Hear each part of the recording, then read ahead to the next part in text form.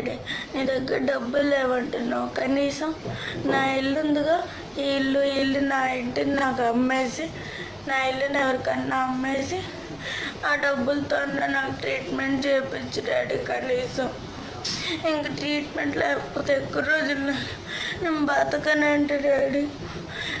ఏదో చేసి నన్ను కాపాడు డాడీ, నన్ను బ్రతికించు డాడీ. నేను నా స్కూల్కి వెళ్ళి ఎన్ని మంత్స్ నీకు తెలుసు డాడీ. నాకు నా ఫ్రెండ్స్తో ఆడుకోవాలని స్కూల్కి వెళ్ళి నేను చేసిన ట్రీట్మెంట్ చేపిస్తే హ్యాపీగా నేను మళ్ళీ 10th క్లాస్ చదువుకుంటా, స్కూల్కి వెళ్తా. నా ప్రాణాన్ని కాపాడాడు, దయచేసి నీకు దండం పెడతాడు డాడీ.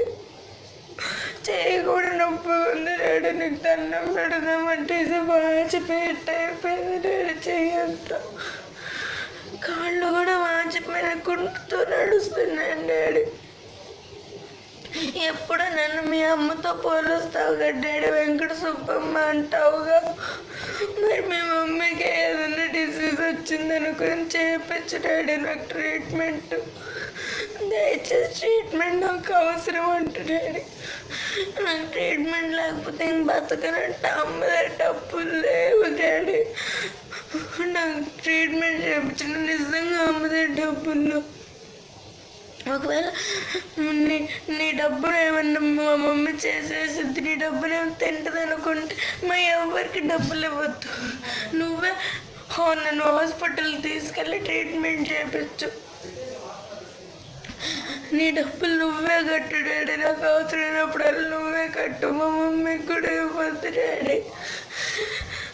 దయచేసి నన్ను హాస్పిటల్లో అడ్మిట్ చేయ డాడీ. నీకు ట్రీట్మెంట్ ఇప్పించు డాడీ. నాకేమన్నా అయితే మీ నలుగురు దానికి బాధ్యత వహిస్తారు డాడీ. మాధంశెట్టి శివకుమార్, నువ్వు నా తండ్రిగా, మాధంశెట్టి శివరామకృష్ణ, మాధంశెట్టి సీతారామకృష్ణ, మాధంశెట్టి కృష్ణకుమారి, వాళ్ళు ముగ్గురు నేను మీ ఆస్తికి అడ్డొస్తానని చెప్పి మీ నలుగురు కలిసి నన్ను ఇట్లా ఇండైరెక్ట్గా చంపేయాలని చూస్తున్నారు. మీ చేతికి మట్టి అంటకుండా నాకు వచ్చిన జబ్బుతోనే నేను చంపేయాలని చూస్తున్నారు కదా డాడీ. దయచేసి ఈ వీడియో చూసిన 2-3 days లోపు నువ్వు రెస్పాండ్ అవ్వు డాడీ.